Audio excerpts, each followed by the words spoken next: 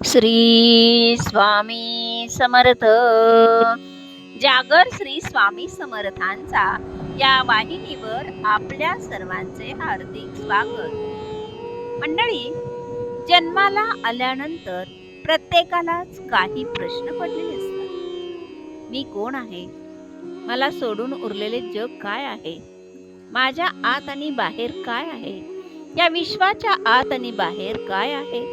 माझ्या मनात आणि या विश्वामध्ये असलेले तत्व एकच आहे का? भिन्न आहे?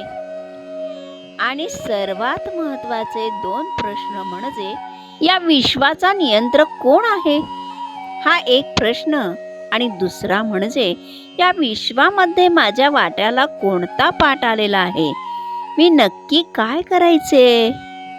कधी ना कधी तरी आपल्याला या प्रश्नाची उकल करावीशी वाटते, पण आपल्याला उत्तर देणारे कोणीच नाही. आपल्या बरोबरचे लोक निरुत्तर होतात, म्हणून आपल्यापेक्षा वयाने मोठ्या लोकांना हे प्रश्न विचारतो, पण त्यांनाही याबाबत फारशी माहिती नसते. याबाबत तुम्हाला नुसतीच उत्तरे नव्हे, तर प्रत्यक्ष ज्ञान देणारी व्यक्ती म्हणजेच गुरु या जगात गुरु मिळाल्याशिवाय, आणि तो सुद्धा सद्गुरु मिळाल्याशिवाय आपले कोणतेही काम होत नाही. जगात अनेक प्रकारचे गुरु असतात. हल्ली तर यूट्यूबवर गुरूंचे पीक निघालेले आहे. या सगळ्यांमध्ये आपल्याला हरवून जायला होते. भगवद्गीतेचे 4 दाखले द्यायचे आणि त्याच्यावर बडबड करायची, हे या गुरूंचे काम असते. म्हणून मंडळी, श्री स्वामी समर्थांच्या सारखा गुरु नाही. स्वामी आपल्याला अदृश्यपणे मार्गदर्शन करतात, पण ते नक्कीच मार्गदर्शन करतात हे लक्षात ठेवावे. स्वामींनी आपल्या चरित्रात जागोजागी आपल्याला अनेक प्रश्नांची उत्तरे खरे तर दिलेली आहेत. तर आपण पहिल्या प्रश्नाचा विचार करू. तो प्रश्न म्हणजे मी कोण आहे? या प्रश्नाचे सरळ सरळ उत्तर म्हणजे तू आत्मा आहेस. मी एक शरीर आहे. या भ्रमात तू आयुष्यभर राहतोस आणि या भ्रमामध्येच मरून जातो.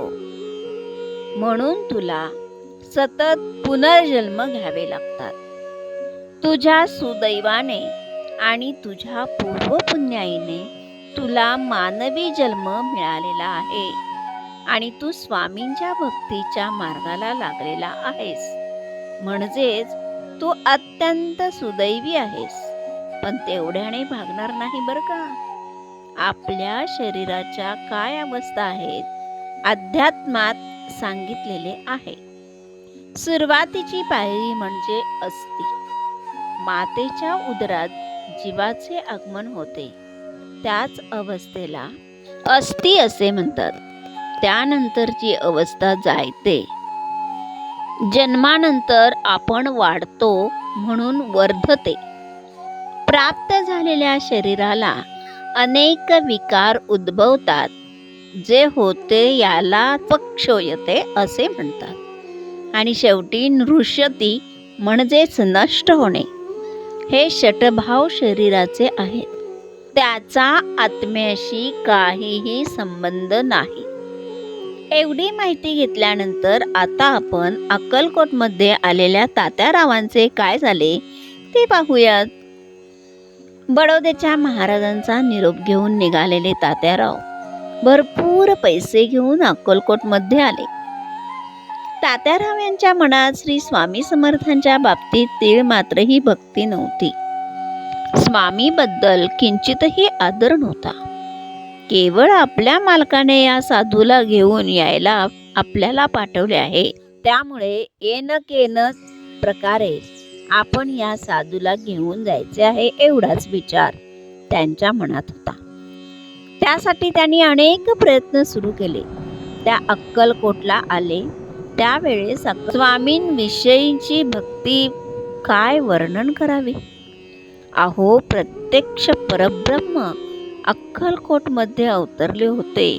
त्यामुळे अक्कलकोटचे सर्व लोक स्वामी भक्तीमध्ये मग्न होते. रात्रंदिवस त्यांच्या आनंदाचे निदान फक्त श्री स्वामी समर्थ होते आणि खरोखरच आहेत. चालता बोलता परमेश्वर जर का अक्कलकोट मध्ये आला असेल तर लोकांच्या आनंदाचे वर्णन काय करावे.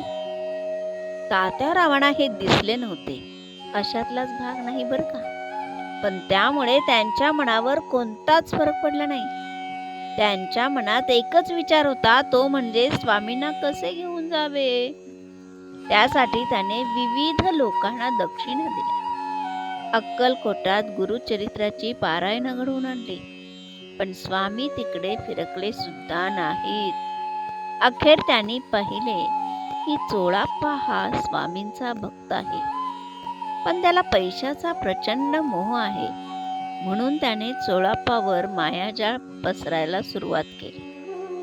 तो म्हणाला की तू जर का श्री स्वामी समर्थांना अक्कलकोटहून बडोद्याला घेऊन जाण्यास मदत केलीस तर बडोद्याचे महाराज तुला प्रचंड मोठी जहागिरी देतील. तुझ्या पुढच्या अनेक पिढ्या बसून खातील एवढी संपत्ती तुला मिळेल. चोळाप्पाला त्या गोष्टीचा प्रचंड मोह पडला. एकदा त्याने स्वामी समर्थांसमोर घाबरत घाबरत हा विषय काढला. त्याने सांगितले, आपण बडोद्याला यावे, त्यामुळे मला खूप मोठा फायदा होईल. तेव्हा श्री स्वामी समर्थ हसत हसत त्याला म्हणाले,